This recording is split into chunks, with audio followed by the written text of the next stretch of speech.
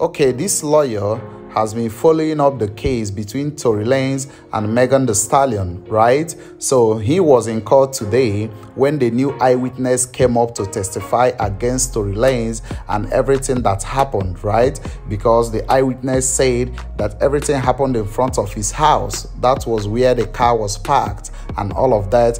And you can't believe what really, happened and what the lawyer said. But I will play the clip right now for you. But before then, do me a favor and smash the like button, subscribe. Still your favorite African brother reporting. Check out this clip.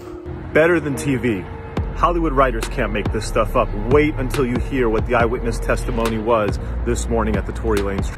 They asked Mr. Kelly, do you know why you're here? He said, absolutely. The defense attorney put up a picture of the back of his home. You could see a driveway. They had him draw a square where the SUV was parked. It was right on the curb of the back of his house, 10, 15 feet.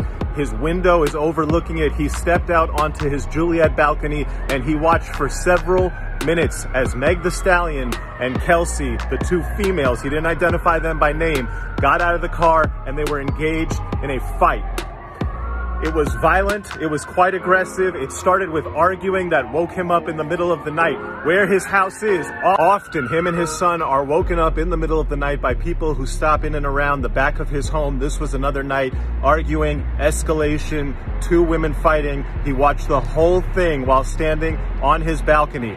Oh my God, it gets crazier. As he looked down on a fight that he described as quite violent, he then saw the larger gentleman, this is presumably the security guard Quan, come and violently try to separate them. Eventually, all four were involved in what he called an aggressive, everyone fighting, essentially just a melee, a free-for-all between four people in the middle of the night, right outside of his back window. He said at one point he saw one woman go back towards into the car. At that point, he saw a muzzle flash. Then he said there was a man, and after the first few shots from the woman came off, he saw the man getting involved with the woman and more shots went off. On cross-examination, the prosecutor asked him, did you see the man shoot? He said, yes, I saw the shorter man with a gun shooting violently in the air at least 5 times. Okay, wait, what? That's not what you just testified.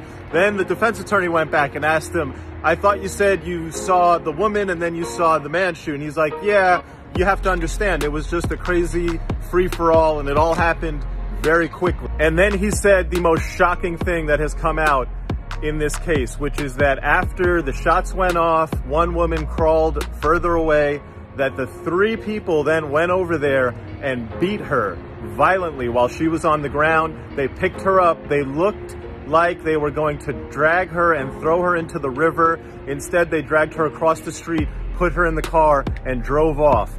The prosecution, we're on lunch, the prosecution is going to come back and basically they're trying to build the case that this witness is lying because he's intimidated by the defense, that he never said anything about the muzzle flash going off near Kelsey, and now he's saying all this because he's scared of telling the truth. We'll see how that comes out on direct. Here's a fact though. He has been consistent about a couple things. One, the 2 women were outside that car fighting for several minutes. Escalated, started with an argument, then it got quite violent and the security guard came out to try to separate them. The idea that the jury would credit Meg's testimony, which is just completely contradicted by this eyewitness, is highly unlikely. The prosecution has major work to do to save their case, which is absolutely on life support right now.